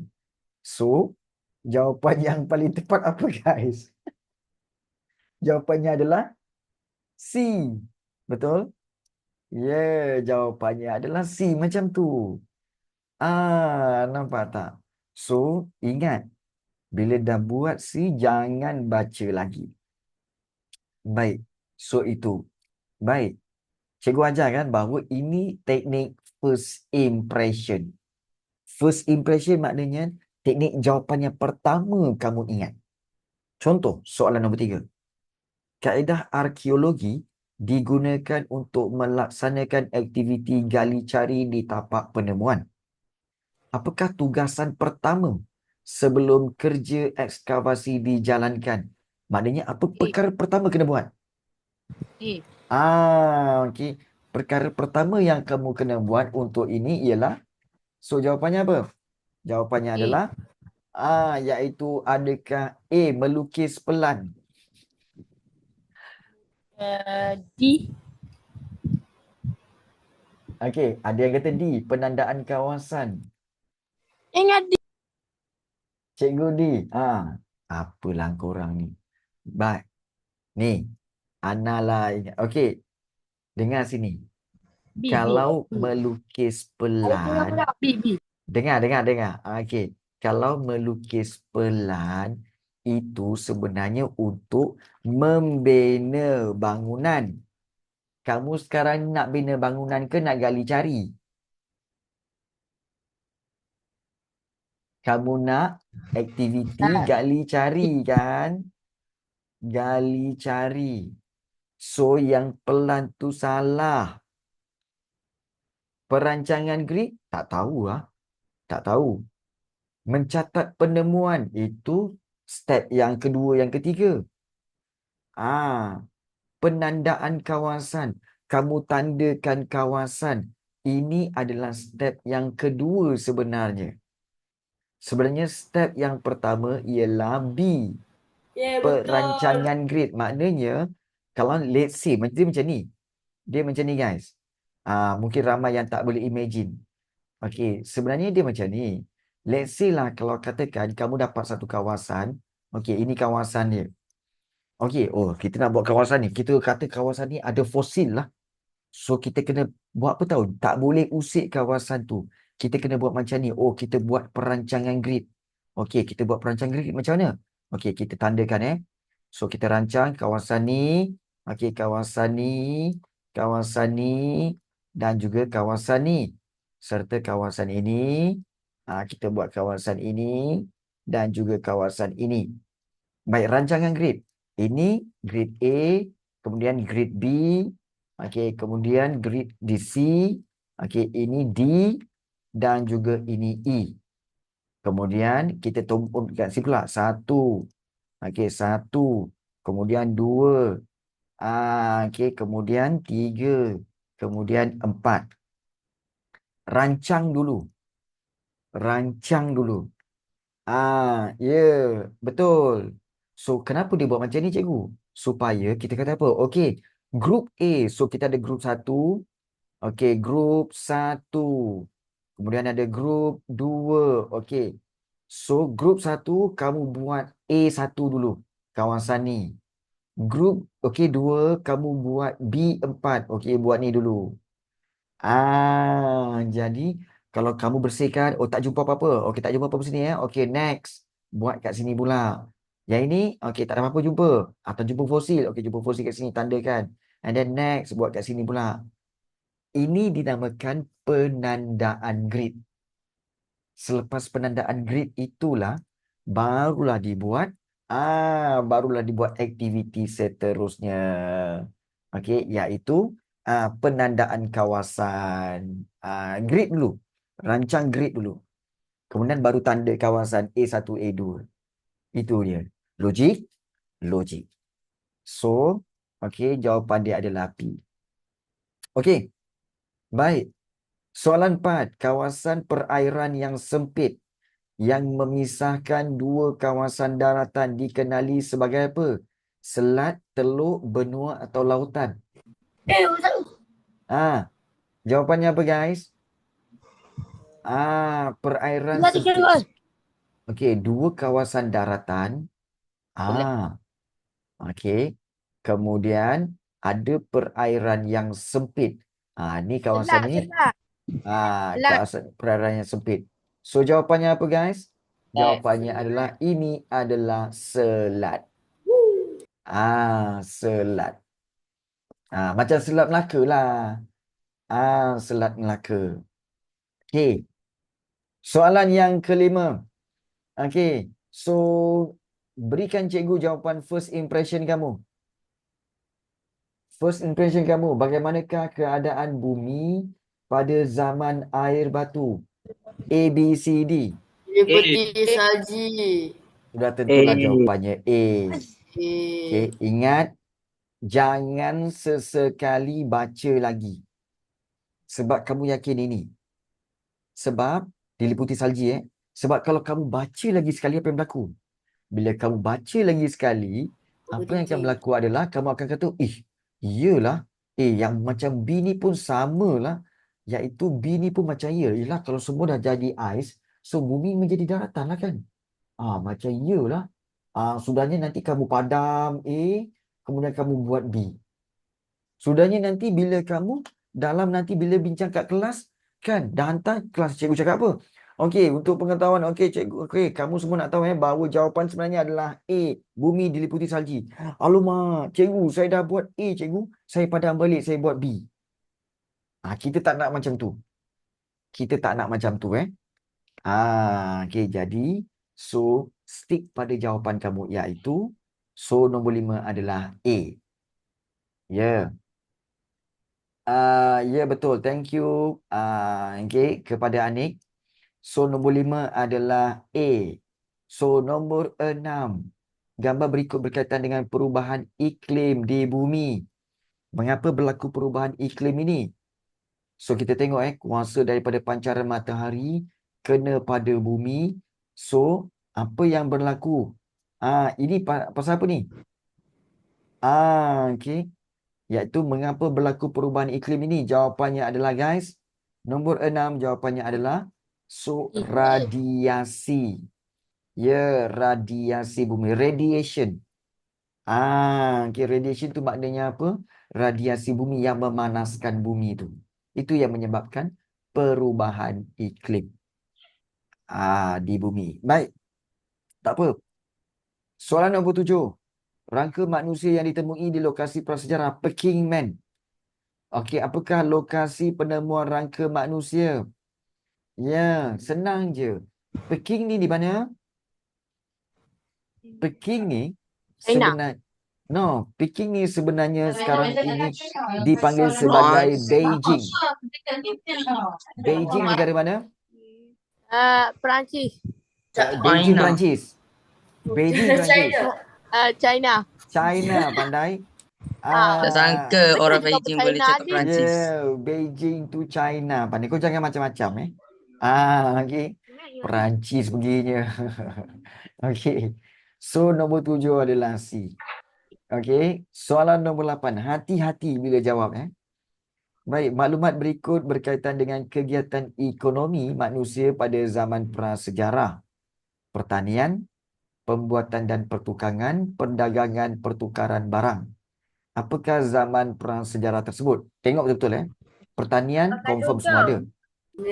Pembuatan dan pertukangan, perdagangan dan pertukaran barang.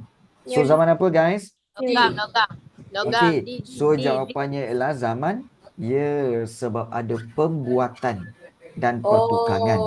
Maka jawapannya adalah zaman logam. Ingat tu, Ada pembuatan dan pertukangan. Maknanya dah buat barang. Pakai logam. So, dia zaman logam. So, nombor 8 adalah D. Okey. Baik. Soalan nombor 9. Syed Muhammad Nakib Al-Atas, apakah pendapat beliau berkaitan tamadun, kebudayaan yang luhur, pembukaan bandar baharu, ketinggian ilmu dan teknologi, pencapaian kehalusan tata susila? Jawapannya, jadi senang sangat ni. Okey. Syed Muhammad Nakib Al-Atas, dia mesti ada 2 ayat ni. Iaitu, dia mesti ada perkataan luhur dan dia mesti ada tata susila. Mesti ada 2 ni. Jadi apa jawapan dia, guys? Dia mesti ada 2 perkataan ini. Luhur dan tata susila. Jawapannya adalah 1 dan 4. Ivy. Yes. So jawapannya B, B. 1 dan 4. Nampak tu Baik. Soalan nombor 10. Mengapakah tamadun Mesir Purba diberi gelaran sebagai hadiah Sungai Nil? So, Sungai Nil sebenarnya dia buat apa? Dan dia Bagi bagi hadiah. kualiti. Bagi hadiah. Dia bagi present. Ya. Ya, jawapannya adalah Lupa, cikgu lupa. memang setiap kali ada gambar kat slide Jawapannya dia adalah memang. B. Dipanggil Zufar. Dr. Izzah. Kadang-kadang memang low lah kualiti. Kadang-kadang ada juga high quality. Baik. Sungai Nil kerana dibanjiri lumpur hitam yang subur. So, subur ini akan menyebabkan Sungai Nil itu, kawasan Sungai Nil itu subur untuk pertanian. Itu Sungai Nil. Baik. 11. Okey, maklumat berikut berkaitan dengan komponen yang terdapat di Tamadun Yunani iaitu Akropolis. Apakah peranan Akropolis? Iaitu dia sebagai apa? Iaitu okey, untuk Tamadun Yunani, kamu kena ingat ada satu kawasan tu. Kawasan yang kamu tahu kan? Dia punya kawasan-kawasan tu, betul? Iaitu dia macam ni. Okey. Kemudian okey, dia ada kat tengah ni. Okey. Dan juga dia ada okey. So yang kat tengah itu, okey, ini semua adalah satu polis ataupun dipanggil negara kota. Okey, contohnya Athens ke Sparta ke. Kat tengah tu ialah Akropolis. Dekat luar tu ialah Agora. Agora iaitu tempat pertemuan. Dan di luar sini adalah kawasan apa? Kawasan kediaman. Dan di luar daripada polis tu ialah kawasan pertanian. Dekat situ. So, Akropolis ni sebenarnya untuk apa, guys? 11. Sebenarnya Akropolis ialah, jawapannya Akropolis ialah pusat untuk apa tahu? Untuk politik, pentadbiran negara tu, pentadbiran polis tu. So dia adalah sebenarnya pusat komuniti. Jawapannya A. Ingat Okey, Akropolis, Agora. Agora ialah tempat pertemuan. Okey, di negara kota. So, cikgu harap supaya kamu dapat jelas tentang perbezaan antara negara kota, Agora, Akropolis dan juga kawasan-kawasan pertanian. Baik. Soalan nombor 12. Setiap warga negara Athens yang bermasalah boleh membuat aduan kepada Dewan Perhimpunan. Apakah kepentingan Dewan tersebut?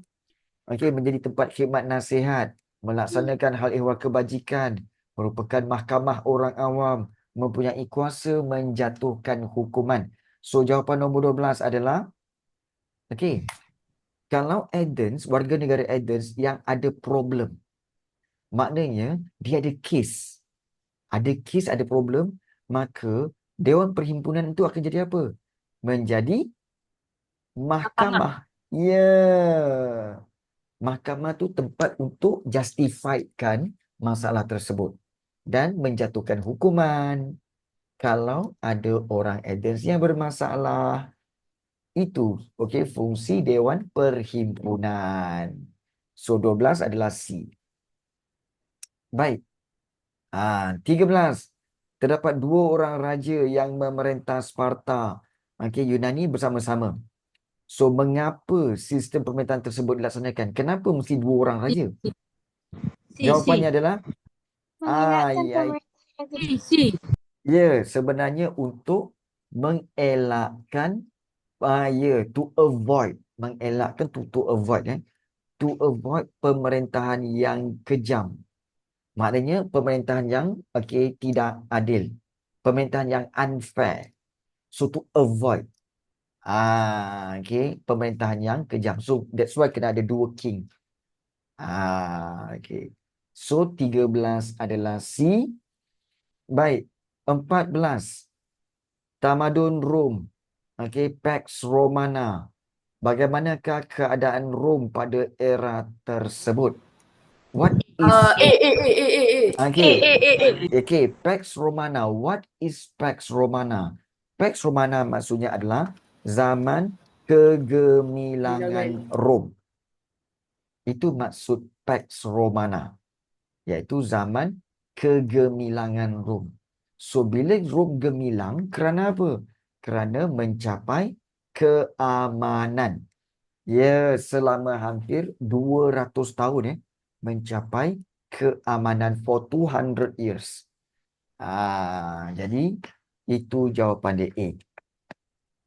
Baik, 15. Ini yang tadi Farhan sebut. Mahajanapada. Peta berikut menunjukkan kerajaan-kerajaan Mahajanapada di Tamadun Indus. Okey. Baik, bagaimanakah kerajaan tersebut terbentuk? How they build Mahajanapada di government? Iaitu dengan cara very simple. B. No. Okey. Janapada ialah kerajaan-kerajaan kecil. Okey. So, Mahajanapada ialah kerajaan besar. How they build Mahajanapada? Mahajanapada is actually dia combinekan. Maknanya combine semua kerajaan kecil.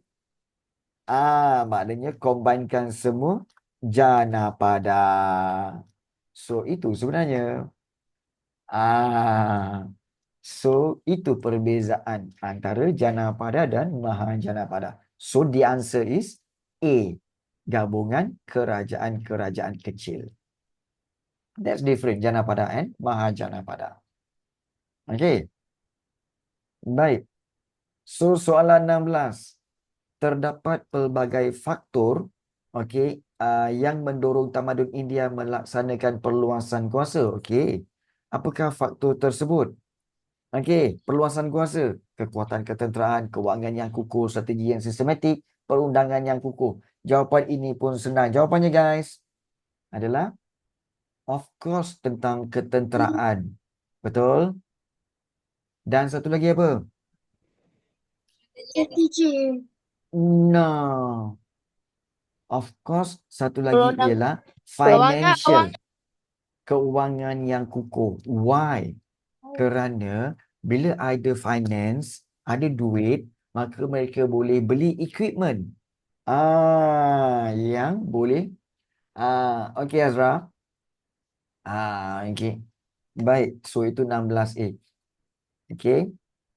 Baik, so boleh beli equipment. So that's why 16 adalah A. Baik. 17, Maharaja Han Wudi telah memerintah tamadun Cina. Apakah sumbangan pemerintah tersebut? So, Han Wudi paling famous sebenarnya dia telah, Han Wudi dialah yang telah dikaitkan dengan Silk Road, iaitu laluan sutera. 17 adalah D. 18. Nabi Muhammad SAW telah menerima wahyu pertama pada 17 Ramadan. Apakah kesan peristiwa tersebut terhadap masyarakat Islam Melahirkan generasi berilmu, galakkan rakyat bekerjasama, bentuk warga negara berwawasan, mewujudkan pemerintahan bersistematik. Ini very senang. Jawapannya apa guys? 18. Jawapannya adalah wahyu D. pertama. Wahyu pertama kata apa? Iqra. D. Iqra. B. Iqra. Eh, Apa benda Iqra? Ilmu. Aku kan budak-budak ni sekarang. Wahyu pertama kan dia suruh baca Iqra. Iqra maknanya apa? Bacalah. Maknanya pentingkan ilmu. Ya, jadi maknanya kesan dia ialah melahirkan generasi berilmu. Sebab wahyu pertama tu, okey, Iqra. Kau orang ni kan. Kan buat-buat tak tahu pula. Baik. Jawapannya adalah A. Ya, baik. 19. Maklumat berikut berkaitan dengan jangka masa Nabi Muhammad SAW menyebarkan Islam di Mekah. Baik.